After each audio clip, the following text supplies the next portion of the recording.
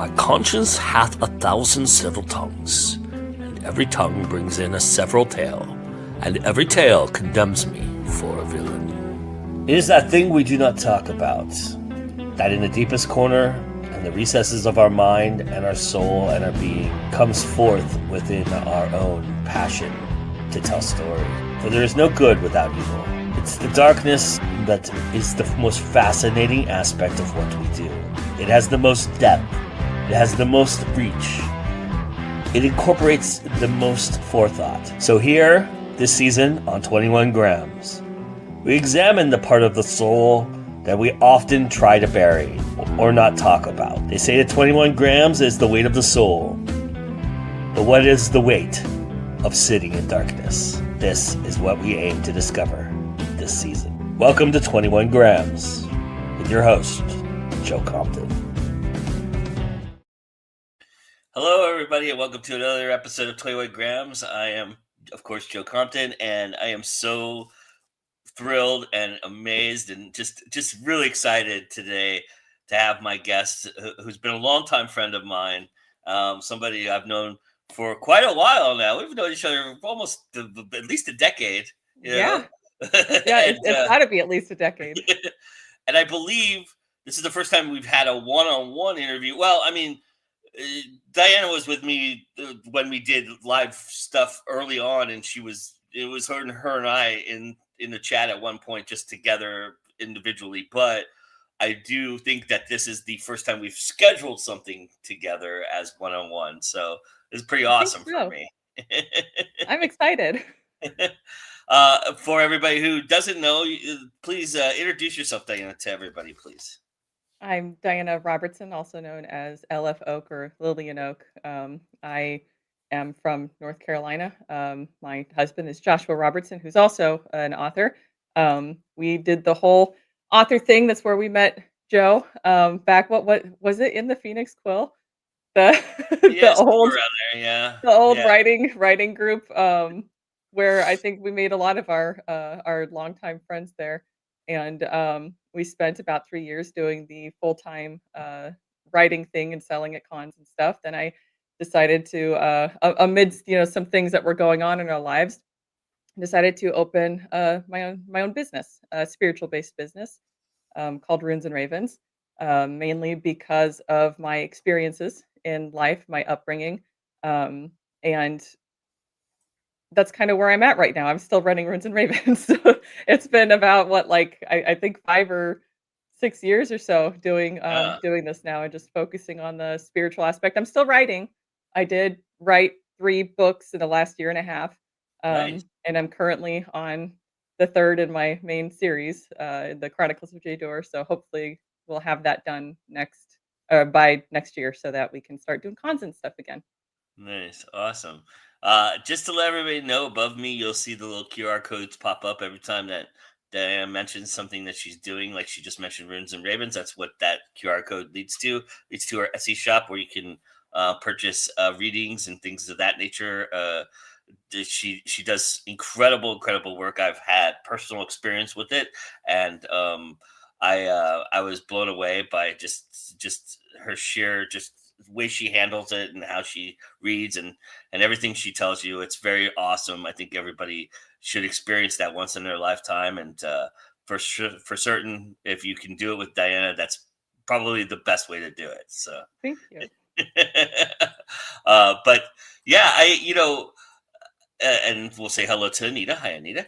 Uh, the interesting thing about what we're doing in this show this year is that you've kind of lived the life. You've met real life villains very early on in your life.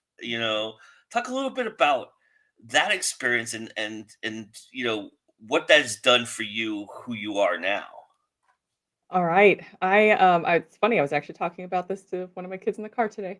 I didn't realize we were approaching it this way too. So I'm like, oh, perfect. Another synchronicity.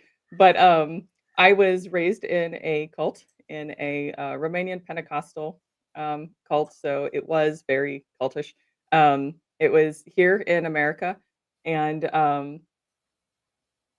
if you've ever looked into how religious cults work and how they kind of keep their members down in our experience. Like my childhood was okay. Mhm. I didn't have a childhood that was that was abusive or anything that was dangerous. Everything that I was going through was kind of like, as if I was raised in Romania, I think, besides, going to school. But, Mhm. it was very tight-knit, very family-oriented. I saw all the same people all the time. So the people from, my childhood were the same people that were around when I was, 18, 19, all the way, well into my 20s before I left. And, it was when I hit about 15, 14 or 15 is when they start kind of grooming the girls to become, the young ladies to become wives. Mhm. And, it's really the only thing we're told, that we're supposed to be doing is you become a wife and you become a mother.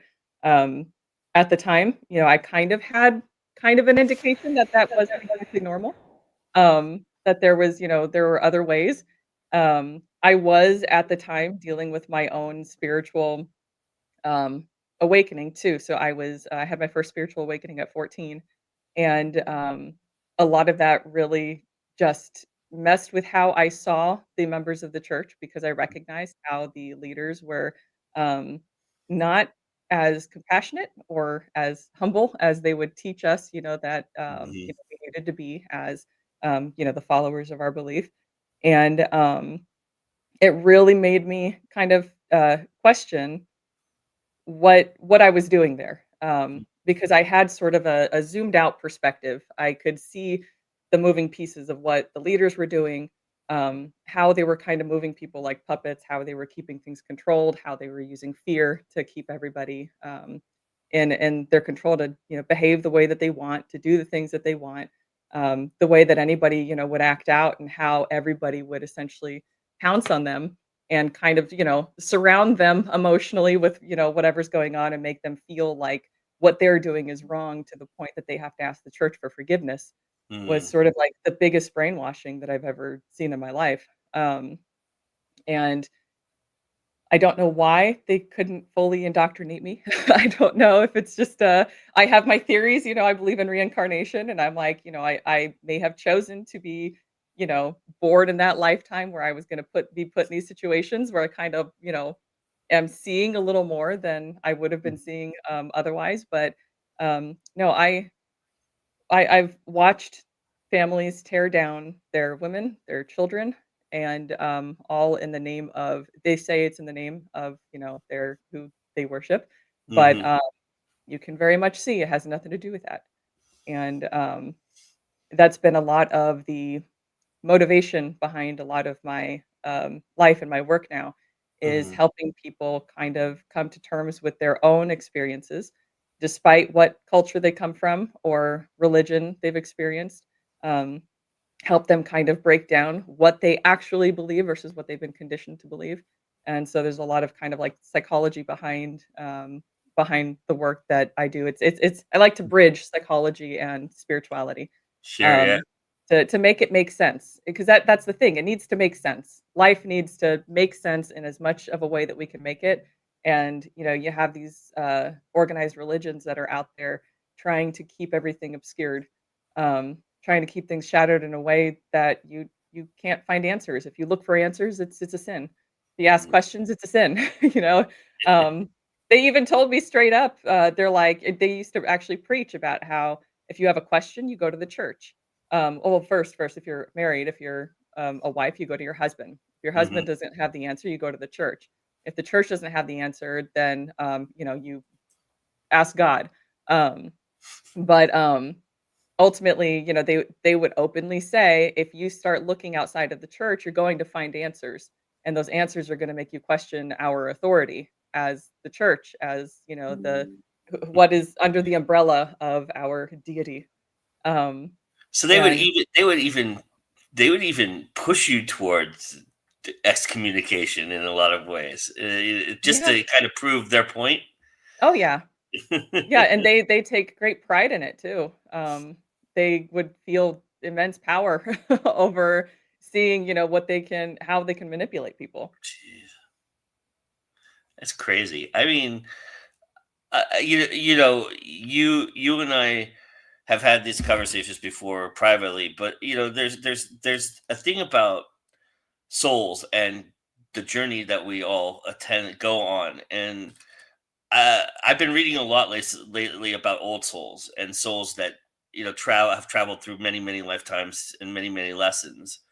And one of the things that currently comes up is the idea that the old soul recognizes a lot earlier than a new soul would, the lesson that they're supposed to learn. Do you feel like that is part of this? Do you feel like you kind of know your place because I know that's a bad way to say that, but you know that you're what where your soul is on this journey because of the experiences you had so early on, or do you feel like the lesson you haven't really fully grasped yet and you're still dealing with it? I think that's there's a lot of nuance there. I have a full theory of how how souls, are functioning, and how we come in and out of our lifetimes. Um, and I'm definitely still learning things. This is actually a particular life where I fully believe that I've broken a cycle.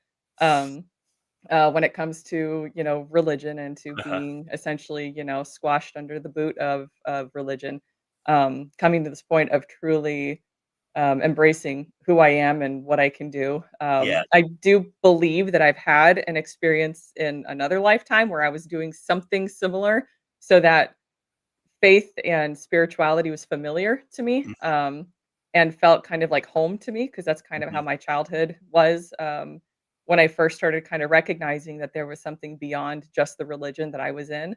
Mhm. Um, you know that, the movie The Village by M. Night Yeah. Shyamalan?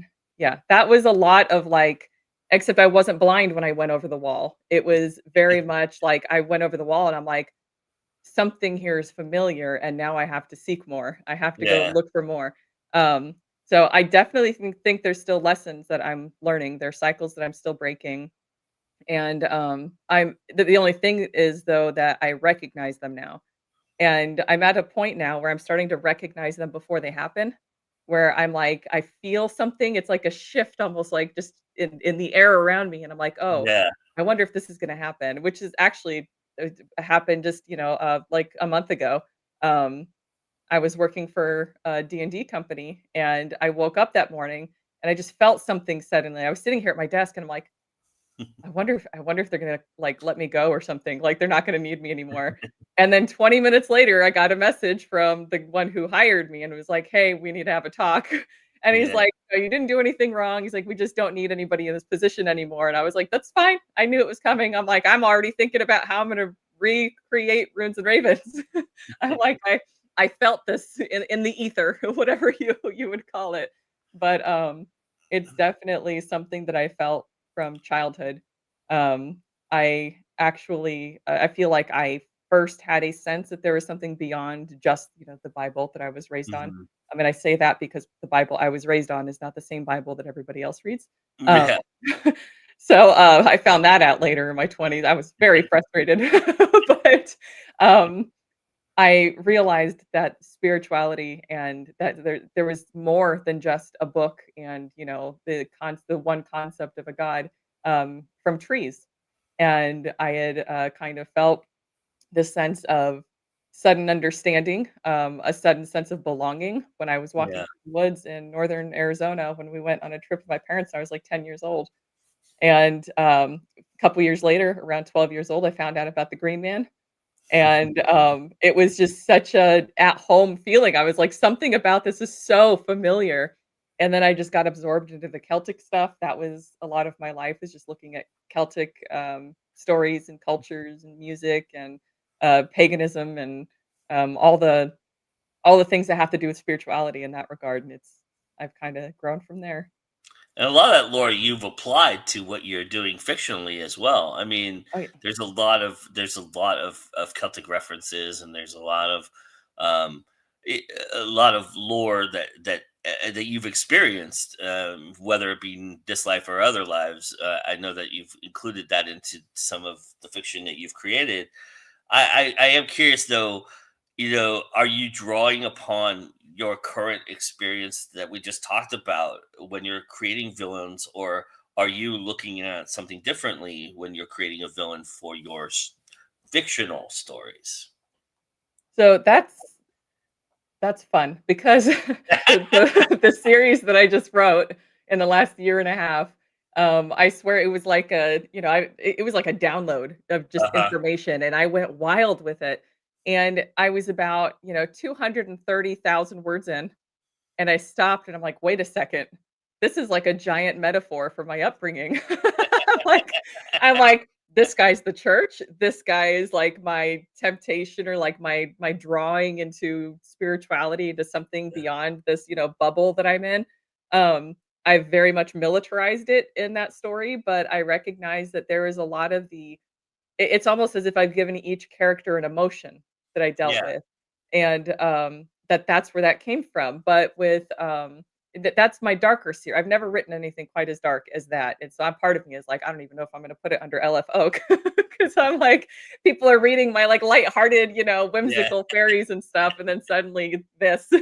But, with, Chronicles of Jaydür, that was my escape from that world, um and there were some aspects in there that were directly drawn from my life experiences, um, and Yeah. how I learned how to read people, just their face, their energy, their body language, how I learned how to just kind of recognize where a person was at emotionally just by seeing, by being close enough to them to almost like feel it as if it was mine.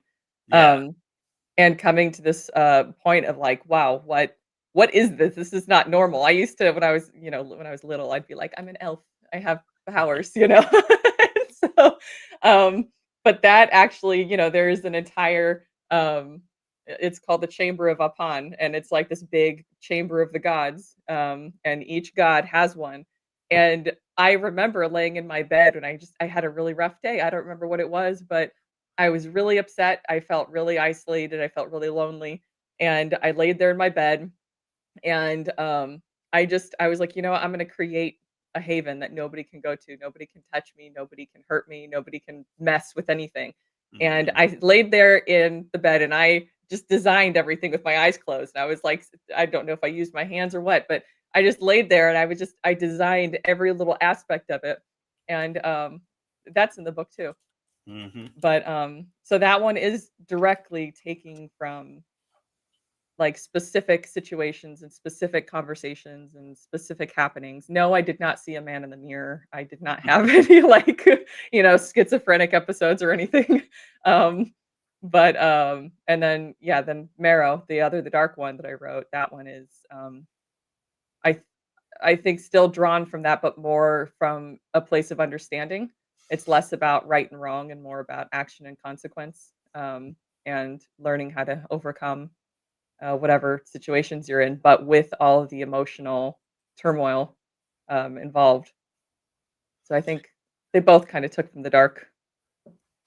There's a lot of wandering discovery in Jaydor, especially where you have your main protagonist kind of trying to remember things, right, Mhm. right, and he kind of shielded from their own memories a little bit and kind of pushing through there. I would imagine that part of the indoctrination or the excommunication too, you had to suppress some memories too to kind of get through that and get out of there, and then deal with it after the fact, which you're still dealing with to this day, I would imagine too, right? But is that kind of was that kind of the premise? Was somebody who has a destiny but just can't grasp it because of the trauma that they faced early on. I mean, I don't. I apologize. I don't remember the. I know you wrote an origin story, but I don't remember. If you tackled that or not in the origin story. So if you did, I apologize. I No, don't. you're fine.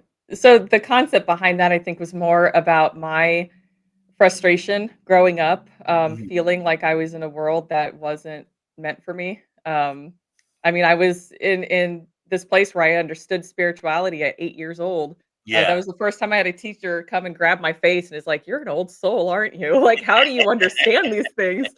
And, I was in this world where all that was shut down, and, I tried to ask for help, and that was shut down, and it turned into a source of shame for me, where they tried to, put me on blast for what I was Mhm. experiencing and make it like, I was, just having conversations with the devil. They brought me to the front of a church and put oil on my forehead and prayed over me, and I'm just like, "Well, that's the last time I ask any of you guys for help." Like I thought you guys understood spirituality, but I guess not. Um, it kind of brings there's that meme where it's like, "We're spiritual," and it's like, "Well, so are demons, like, give me a little more here, like, what be more specific." But, no, and it was just that sense a lot of the story because I created Jaydür, me and my best friend, we created it together. We would Mhm. hang out in my bedroom and listen to Enya and light some candles and just hang out in the room and talk about, other worlds and what the perfect world would look like. We created our characters and, she's actually Naoni in my books. Mhm. Um, and, the personality is based off of her and everything. She's the spicy one. Spicy as in, like, she's the harsh, Yeah. the harsh reality to The one that tells everything. you like it is. Yeah, Yeah. and, but the whole concept there was that, yeah, like, I was in this world that I didn't belong, and I was Yeah. just there as, like, a visitor, and that's kinda where that came from, but, I mean, you're right in that there's a lot that I had to, kind of push away, and bury. And, even to this day, I'll still have, like, moments where I just have, like, a flashback, and I'll be Mhm. like, "Wow, I remember this suddenly," or, "Hey," I wonder, whatever happened to this thing," or, remember sudden places or sudden faces, of people who don't look anything like that anymore, I'm sure. But, but no, that's all there, but it was more of just my need for escape, I think. Yeah, especially in Jaydor, the Dragon Cager does a lot of this too. But with Jaydor, there is a greater purpose. There's a foundation for a greater purpose, right? And so that's the characters all feel that, right? They all know that it's there. They just don't know how to get there, right? It's that kind of thing, and I think in life we feel that mirrors a lot of what we go through in lives, and Mhm. why we go through so much and plan so much of our lives to reach those obstacles is because we're trying to push toward the greater thing because our energy expands to other energies, right? And that's Mhm. kind of how it all that's kind of physics, how it works, right? Energy grabs or takes Mhm. the energy and then creates more energy. But it's interesting because the way you are, these are essentially, would you call them YA? I mean, they're Um kind of, they're not really, but they're softer fantasy, right? They're a little nicer fantasy, I would say. Yeah, they're teen fantasy. They're definitely more adventure based. The Yeah. third book gets into a little more emotion Okay. of what's happening because you have one at the very beginning, you have one character who she's overly compassionate and overly empathic. That's her whole problem is that she's so emotional about everything, like she can't let go of her life. And, or it's just a lot of grief that she goes through because of that. And then you have her bodyguard, who is this man who has no emotion because he has no age. He's just always been there. And he's like, you creatures and your emotions are beyond me. Like, you're ridiculous. So there's like that fun dynamic in the beginning. But by, the third book, they're going through this whole situation where she's learning to finally let go of things and become, Mhm. um, not colder, but become less influenced by the emotions, like, Mhm. she can get a grasp on them, while Also he's taps into her power at that point too, Oh, right? yeah, I mean, you know. yeah, and, that's, like I mean, in the 3rd book is when she really comes to that point, like, everything comes full circle pretty much, and then, he is at this point where he's struggling with what he doesn't recognize, he has Mhm. emotions, and he's like, "What is this?" Like, "This is disgusting, get it off of me," but, I mean, it's a fun kind of thing where you see both their character arcs, Uh-huh. kind of overlap. Where in the second book, they're kind of, both up here, they're kind of on equal ground, and then suddenly they're on these, opposite sides of that kind of emotion, and how emotion has, so much of a part to play in our existence and our energy, and really how we spend our energy. What we put our emotion in everything, in our goals and our dreams and in our families and ourselves. And so yeah, that's kind of a big piece of it there. Is it hard to write something like that where you're suppressing so much that you, because you know the end, you know where this is going, or you have a good idea at least. Uh, when you're going through this and creating, you know, I know that Josh is a huge outliner, and Hmm. you're somewhere in the middle, right? Yeah, Yeah, you've kind of embraced it, but you're kind of I'm a also pantser for the yeah, most part, but I do mental outlining. He outlines everything, yeah. so I just do it up here, and I lose it sometimes. And it's natural that rubbed off on you a little bit. I mean, it Yeah. rubbed off on me a little bit. And I barely talk to the guy every once in a while, but I don't see him every day like you do. But I, the thing is, what about what I'm trying to think about that is, eh, there is so much power in discovering who you are and what you're meant to do, right? And so that in itself holds a lot of emotions, holds a lot of discovery, a lot of adventure, but it also, it's hard to kind of quell that back so that you can create these characters a little bit. Mhm. Do you know what I mean? Do you feel like that has been a challenge for you, or do you feel like you're just going with the natural story beats, and that kind of helps create that for you, keep that space where you don't, because I imagine you want to get to the end as fast as anybody wants to get to the end, Yeah. you know. Yeah, no, I write and I cry. Um, and I talk a lot on, like, my TikToks and stuff about how I have a physiological response when I write. Yeah. So, when I'm, writing a scene, where something so emotionally chaotic is happening, I'm feeling it. Like, I get flushed and my heart's racing, and, I'm involved in whatever's happening as much as I can be, as if I was there and, experiencing it myself. Yeah. Um I don't hide what I feel anymore, and I'm like, I that was a big thing before, I think, was Uh-huh. that, even right after I left, I had to kinda I don't know what you'd call it, bury myself a little bit, until I figured out what I was doing, Mask it and maybe. so yeah, and I had to come to a point of recognizing, you know what, this is where I am in life, and I'm running out of time. Like, I'm not gonna get any of that time back. Like, I have to just let the things come out, whatever's gonna come out, and run with it. And that was, more with Marrow, with my darker book, Hmm. not YA at all.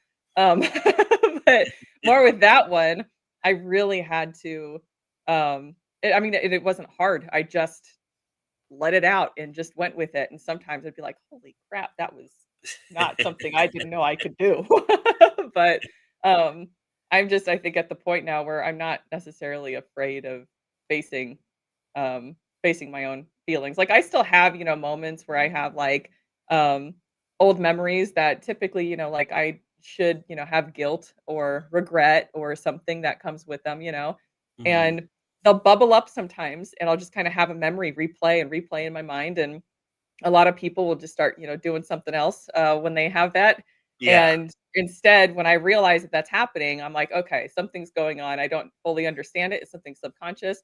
But I will just go and sit down, and I will put on some music that will probably make me cry, and then I will bring, with as much detail, that image, that pain, whatever it is, and I will sit there and focus on, like, where am I feeling this in my body? Is this heartbreak, or is this anxiety? Like, is this the sour in the belly, or, is this just anger? And I'll pinpoint where it is. And the funny thing is, when it's sadness, I'm like, this is where I'm like, am I an alien? I don't know sometimes, because sadness, like, I've never really been able to express, um, like, in, I guess, a normal way. Uh-huh. So, like, now when I have sadness, like, I'll stop and I'll be like, "That's interesting." Like, Mhm. "Oh, I feel this here." Like, "Oh, that's" it's almost like I'm watching it from up here, Mhm. and I'll recognize where it is, and I'll recognize what it feels, and I'll give it words so that I kind of make it, realistic, and then I'll tell myself, "Okay, but that's over now. Like, that's done. What's done is done. I've learned my lesson. I've had the consequences or reaped the benefits or whatever that situation was. Like, it's done. It's behind me. There's no reason for me to keep living these feelings." Yeah. And I'll just I just tell myself, and it's done. And then I'll just go, okay, and then just continue to go do whatever else I'm doing, and then I'll feel fine. Like that haunting, presence of that memory that keeps bubbling up is just gone because that's all your subconscious wants is to sit with that feeling and that Yeah. memory for whatever reason it is. I don't fully understand why, but I do it and then it goes away and then I'm fine again. When you encounter people, because you read souls and you help people on their own spiritual journeys, when you encounter people who reach that darkness, is there a different way you intuitively handle that because you've dealt with it yourself? Or is it just, you just be honest with them and let them experience whatever they're going to experience with it? I will never step in unless they ask me to. Hmm. I won't even pull a rune for somebody if they don't ask me on my own, lives where I'm like, "Hey, free rune." Like they have to ask unless like I know their name and they come in Yeah, yeah. every day, for it, then I'll just, pull for them. Um but the thing is when people are in that dark place, they're not necessarily willing to open up Yeah. for anyone. They have to go through whatever they're going through and then, it they take whatever time they need. But if they happen to be going through something and they reach out and they ask for some kind of information, usually like I have a series of things that I wrote and like worksheets that I did self-help stuff that I've put together myself, and Hmm. I'll just send them these things because there are things that they fill out for themselves. And it's about them pouring out their own thoughts and their own Hmm. feelings and recognizing what's going on instead of having me be like, "Hey, let me tell you what I'm feeling or what I'm seeing or something." And some of them will fill them all out and they'll send them back and be like, "Hey, can we talk about this or something?" Or like, "How do Yeah, I yeah. set up a consultation or something?" And then other people will just, they'll take them and then I'll never see them again. Or they'll Hmm. show back up, a few months later and be like, "You really helped me this many months ago." And I'll be like, "Who are you?" I'm sorry. But like I try to keep these things. I mean, I talk to so many people every day. It's hard Yeah. to I tell people I'm an empty vessel. We watch a movie and in the morning I don't remember we watched a movie. And then Josh will be like, "Yeah, that was a good movie." And I'll be like, "Which what did we watch again?" Which has And it's gotta be frustrating because he's like a sponge. He absorbs everything. oh yeah. And it's ridiculous. I not only that, but I have no spatial reasoning either. And so Yeah. it's like, it's are you even real? Are you even alive? Or are you just floating through life? And Are you a different empath when you're in a negative space?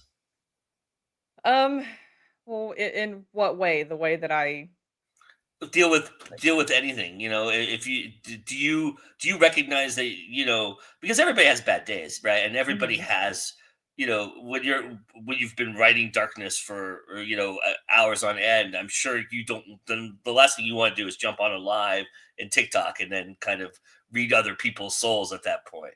Or is that the cathartically a way to cleanse that away from you? It's it's actually pretty cleansing. Yeah. I when I finish writing anything and I'm really into writing and then I'm, not able to write anymore or like, when my schedule changes and I have to switch gears for something, Yeah. I am so bubbly after I write. No matter what I wrote, I am so bubbly. Like that's when I am alive. If I don't write, for 3 days and I just experienced this again last week. I went 5 days not writing. After 3 days I was an asshole. I'm like, I don't wanna talk to anybody, all of my days were bad, I'm just like, like, it's I need to write to be able, I think, to process whatever and I'm like, I'm not even writing about what I'm feeling necessarily, I'm Right, right. telling a story, but, it's just I realize it's something, just you drink water, you eat food, and I need to write too. But when I do have a bad day, though, when things are not good, typically, it's because, I like to say that my soul is tired. Yeah. I do get to that point of being so burned out, and I'm so tired of talking to people, that I get very, like I pull into myself. I close myself into my office. I don't want anybody to talk to me.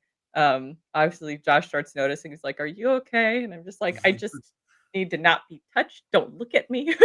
Don't think so loudly." Like, just I need and I love it like, at the old house, I used to just go out in the woods and be like, "I need to go and be alone in the forest for just a little bit." And I don't have that here, which does make it hard. So, I think that might be why writing is so extra Mhm. necessary for me right now because I don't have a natural, a naturey place to go exist or to just go exist out there and kind of just be alone in the silence. I think that's the thing is that I need silence. And even if I'm in a house and nobody's around me, just being in the house and I know that they're there, I'm like, okay, I'm mom, I'm wife, are their feelings okay?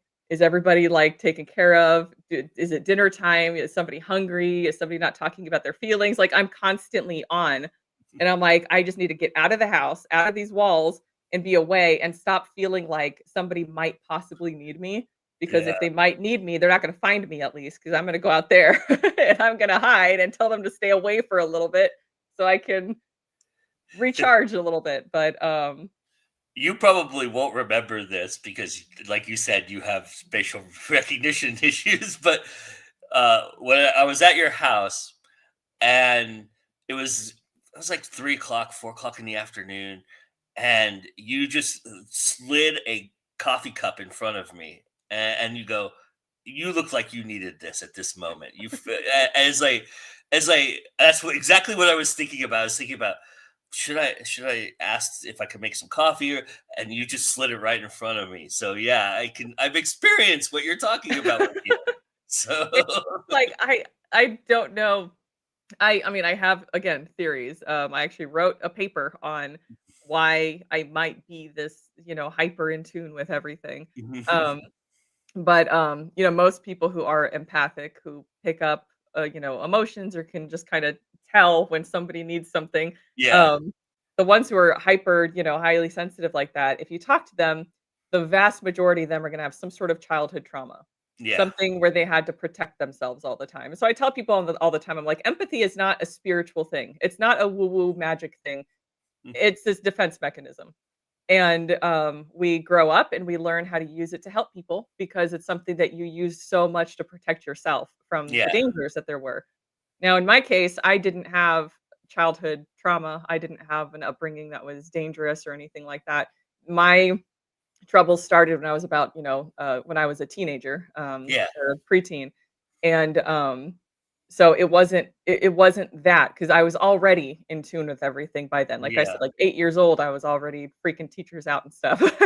And so I was actually looking, there's a study from Yale, where they look at the stress hormones of a mother when she's pregnant, and how much that influences the baby. And it's something I don't remember all the right words for it, something about the gut flora and Uh-huh. how the stress hormones go into the baby, and it has that same effect as if the baby, was a child who went through childhood trauma.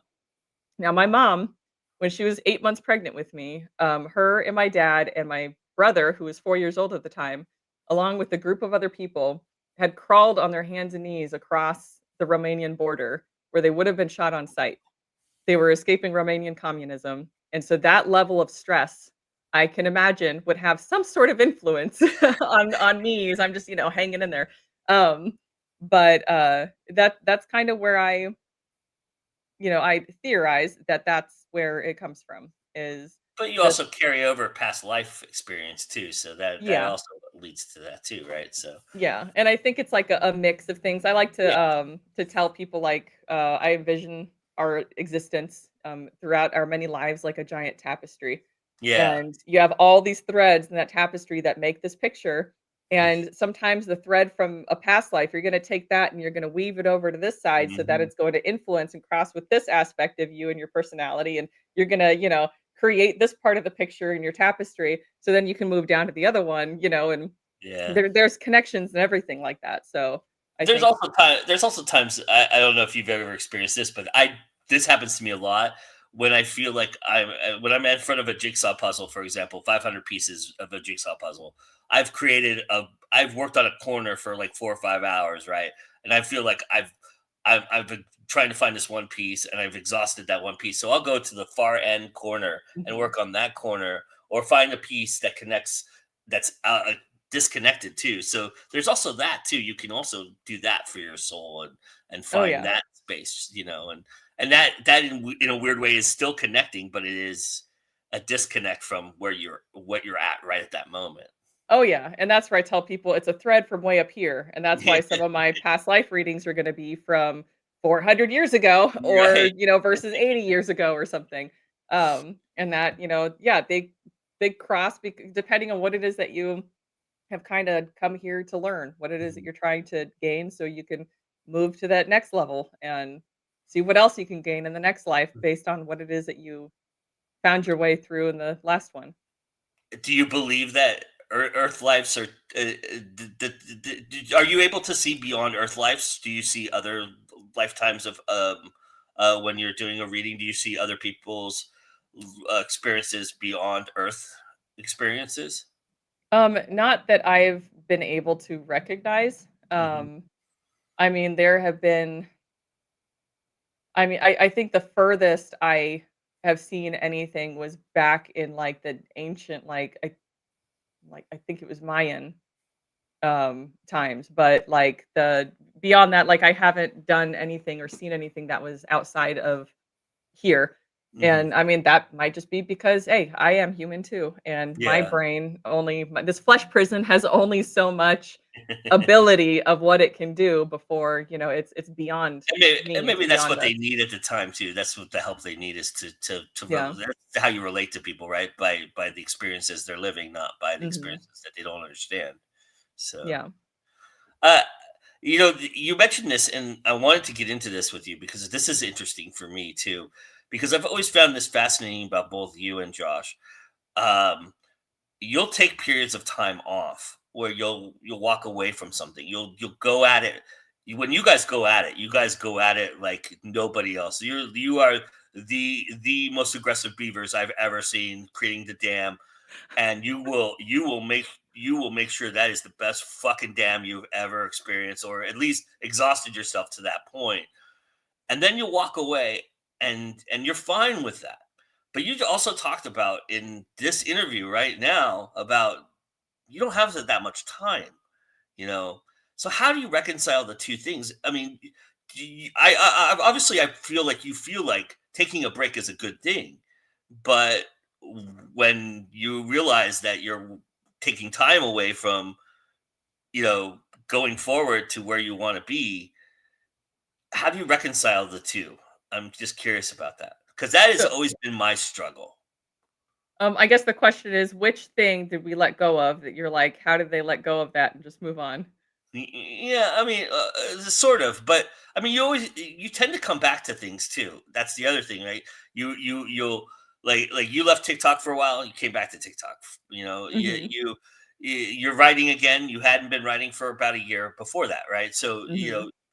those are long breaks that a lot of people and my break is just because I have nothing. I am doing so much other stuff. I can't get to my writing. That's my problem, right? Mhm. But and all part of it is I've also prioritized other things above my writing, and that's partially so I have to take a little personal responsibility for that as well. But the, I am not just leaving it and going, you know what, I'll get to it in 2 more years, or maybe it'll never happen. And I'm okay with that, right? Yeah. It, you know what I mean? How do you reconcile the two when you know time is fleeting? Um, so when I was 14, my big spiritual awakening happened when I had come home from school. It was Arizona. It took me about 20 minutes to walk home in the middle of summer. Hmm. Extremely hot. So I got home, I dropped my backpack, and I laid on the carpet in my bedroom and I just fell asleep. I was exhausted, I was sweaty, it was awful. Um, I fell asleep and I had a dream that lasted over 33 years in the dream. Wow. And I had a childhood, I grew up, I had crushes, I, got married, I had kids, and when I had died in the dream and I woke up, my immediate response was, "Are my children okay? Where are my kids? Is my Mm. husband okay?" And it was like it was real. Like I didn't Yeah. realize it wasn't real. And then I'm sitting there looking around, I'm seeing my room, my bed right there next to my head, and I'm just like, "Wait a second! Like I'm a 14-year-old. Like this is my life here." And that changed everything in the way that I see things. Our obsession with Scotland and Yeah. Ireland.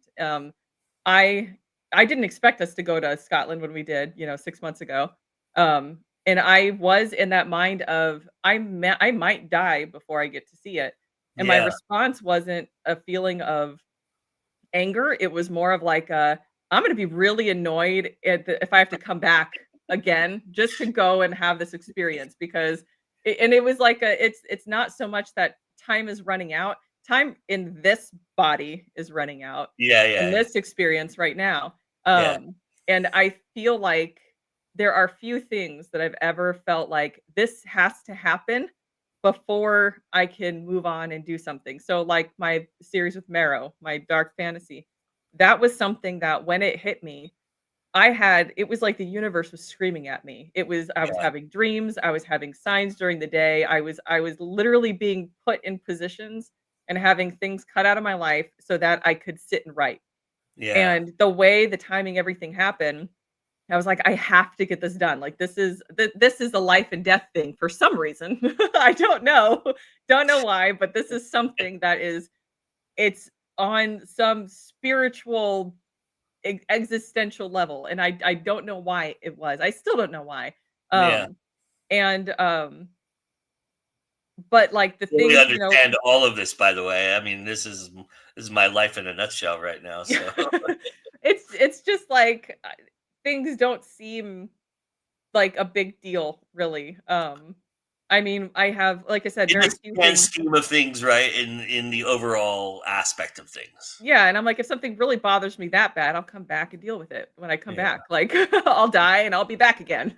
But maybe you'll come with a vengeance. I don't know. But there's just, like I mean, the other thing was my kids growing up. I've had a couple experiences in my life where I was right on the threshold of death, where I should have died. Things should have happened in a way Yeah, I where it knew should you have been through my one of end. Huh? those. I knew you through one of those. Yeah. That's which is crazy. But, just the idea of, like, being there, I mean, what, 2011, being on my Yeah. deathbed, meningitis, I'm laying there, and when I realized I was dying, nobody had said anything. The doctors and everything, they didn't say anything until I was okay. They're like, "We didn't think you're gonna make it past Thursday." "What?" Like, but it's like, "You didn't tell me?" But, just, like, being there and because I recognized it was the end because of what I was Yeah. seeing happening around me, and I'm like, "Holy crap." Like, "Oh my god, I think this is, like, these are here for me. Like, this is I'm done." I'm like, "No, no, no, no, no." I was like, "I'm not doing this right now because I have daughters that are in this community that I have to make sure that they don't have my experience." And at that Yeah. time, I wasn't even planning on leaving at the time. Like, that wasn't even it wasn't like a premeditated thing that I was doing or anything, but it was an understanding that my daughters needed to have a life where they could understand that they could get out if they wanted to, that they weren't going to be trapped in it, that they needed to see the world for what it was, not just in this bubble that we were in. And Mm. that was where I was like, nope, nope, nope. And so, like, my whole life up to, I mean, like now, I mean, as of this year, like my kids are all finally at a place where I'm like, they're good now. Mm. I'm like, "Okay, if I die tomorrow, that's fine, like, they're good." Like, and so I'm just like, there's no fear, there's no lingering, like, job that I feel like I have to do Mhm. because I've at least raised my daughters to a point where they can recognize that they're not gonna be trapped. And I'm like, "Okay, well, every year past 33 in my mind was bonus." So, because of that dream that I had when I was Yeah. 14, and I'm like, I just thought my whole life after that that I was gonna die at 33. Um, I'm 38 now, by the way, and and it's just like everything that I do now is extra. all the work that, I put into kind of help other people through their own spiritual experiences is Mhm. extra. And that being said, I'm also at the point where I can't deal with being like superficial and boring and like I'm just like if I'm gonna have a friend, you better be able to talk to me like Yeah, from the depths. And we yeah, need to be able to talk about stuff like lay there and look at the stars, and yeah. ask questions and expand your mind, not just, you know, the stuff that you'd hear on like TikTok and stuff. I'm just Yeah. like, dude, none of you people have substance. But it does make for a very lonely life though. Yeah, it Because it's can. very rare to find people that you can just sit and talk to and feel like you're on this level of seeing beyond, the monitors in front of you and the stuff on your walls and whatever, like, being able to just think a little more deeply, and I guess I don't know, I just emotional intelligence is such a huge thing for me, um, and otherwise, I feel like I'm just like a husk walking around the world where I'm just like, "Am I the alien? Am I the problem?" So you quantum leaped then, basically, in your dream. Do you feel like that was an alternate? You were simultaneously living on an alternate timeline at that point, or do you just chalk it up as a dream and just kind of I and just It's so hard because my memory is a very fickle thing. yeah, I don't even trust a lot of my own childhood memories beyond the things that I've written, like, and saved as, like, records because I'm like, yeah, "This is I don't want my story to change in my head because, my brain starts missing, moving pieces yeah, around or something." And, I'm very like, part of me is like, "Oh, yeah, I knew my kids' names, and they were these kids, and it was my husband Josh," and I'm just like, "But was it really? I don't think it was." Like, I don't remember if it was, I feel like I would have remembered their names because it was like I remembered the names as I came out of the dream, but it was like it started disappearing, like it's on the tip of your brain, just like yeah. dreams do when they disappear. And, I don't know. I'm like, maybe it was just a dream, but maybe it was supposed to be the catalyst for me that makes me recognize that there's more because around that time was when I was, I guess you would call it like astral traveling while Hmm. sleeping as well. I had one situation around that same time where, I came home again, I fell asleep on the ground. It was a lot of what I did because it was hot out there and I walked home from school Yeah, and I can imagine 20 uh, 20 miles. Jesus Christ. well, it was like 20 minutes to 20 minutes. walk through So the that's through the about heat, yeah. a mile and a half in Yeah, in, Arizona. like, 115-degree weather, Yeah, it's bad when you're this white, like, yeah, it was rough. But, this one time, I, did the same thing, and I fell asleep, and, see, now I can't even think, what the name of the and I have it written on Facebook somewhere because I told the story. Um, but, I fell asleep, and I was hearing, like, somebody talking about, the name of the name of a place that was, I don't know exactly what was happening. I knew that there was a fire, in the building yeah. that I was standing in front of. There were people everywhere. There was somebody crying, and I looked up and I saw a kid in the window of this building that was going down. And Mhm. when I woke up, like it was just sort of like I came up, woke up out of the blue. I was like, that was weird and random. And I turned on my TV, probably to watch Sailor Moon or something. But I turned on my TV and the news was on, and it was talking about it was Buena Vista was the name of the apartment. Okay. And it was currently at that time in fire or on fire. And they were just talking about a little girl that was still in the building that they, Mm. I guess, couldn't save or something. Um, Within, that same time frame, same thing, fell asleep, had a dream, where I was hearing, a little boy's name called over and over again, and then there was a scream, and, I don't remember how that ended, but I just know it was like this the what was happening in that time was on the news that a boy had just drowned. The babysitter, was looking for him. She was calling his name, couldn't find him, found him floating in the pool, pulled him out, did CPR and, brought him back and everything. He was okay ultimately. But I was like, what the freak is happening? Like, why am I seeing these things happen while they're happening. What am I supposed to do with that? And that was my big frustration. Like, Yeah. what am I supposed to do with this if I can't? It's not something I can go help. So, but at the time, I didn't realize that it was what we would consider astral traveling right now. Mhm. It was, kind of an out of body experience, going and seeing things that were happening, but you're not physically there. So I carried a lot of guilt for things like that because I was like, well, maybe there was something I could have done. It's like, what could Yeah. you have possibly done? The Yeah. building was already on fire. Like it's not something, that I could have stepped in or made a call or something like that. Do you feel like maybe it was your old soul kind of waking you up to say, "Hey, you have this intuitiveness about you," kind of giving you a hint that you have this power, kind of Oh idea? yeah. And, I've had over, the course of the years, I've had 2 people, on separate occasions, a couple years in between them.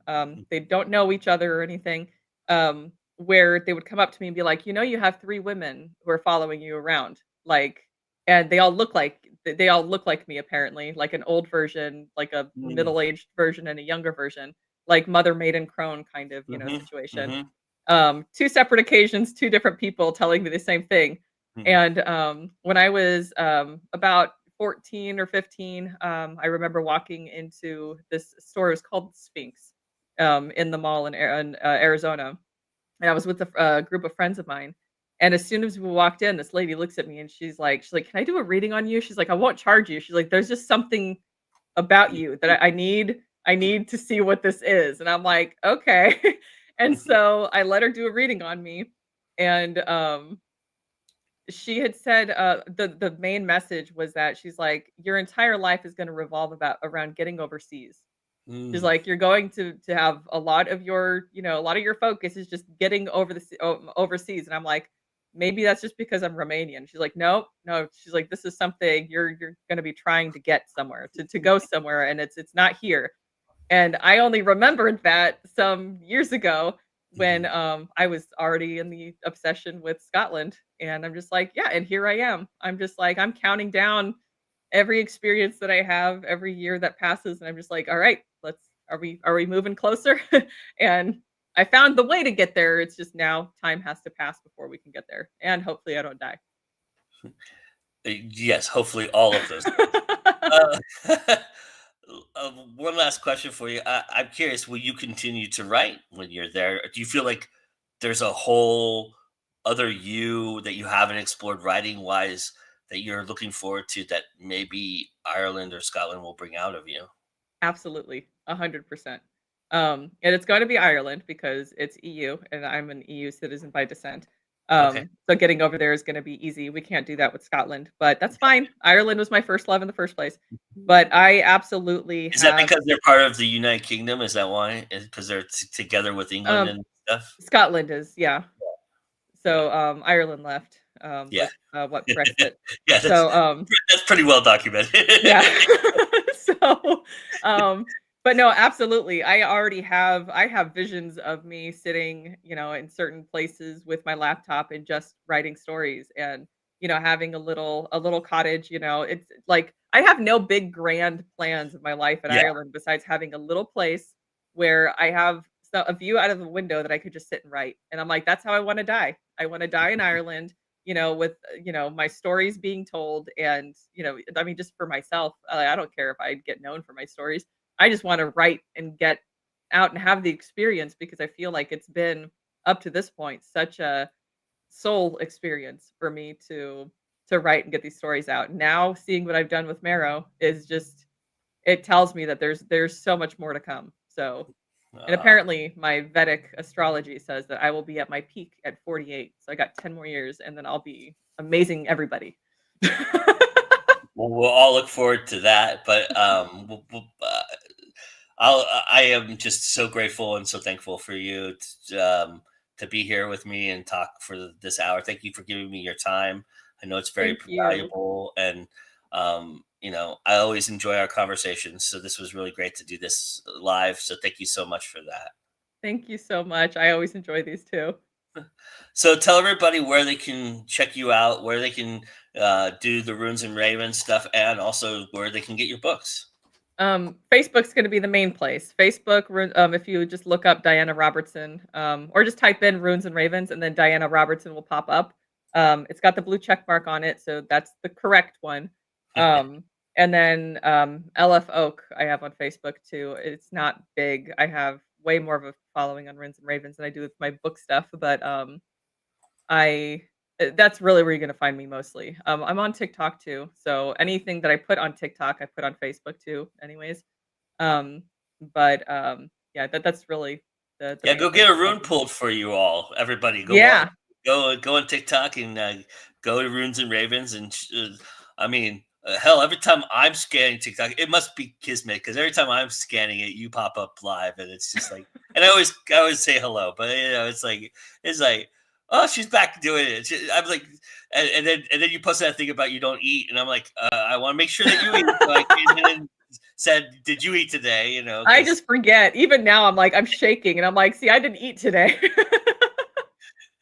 but yeah, but everybody go check out what Diana's doing and Elf Oak. Get these books; they're fucking phenomenal. They're gorgeous. They're beautiful, and thank you so much for joining us. Just to remind everybody, we're not done here at Go Indie Now. Right now, starting up is a live play over on our channel for the tabletop RPG Ronin, which is a Morkborg hybrid, and they're playing right now. So everybody jump off of here and go there. And remember, that's always time to go indie now. We'll see you guys soon. Bye, everybody.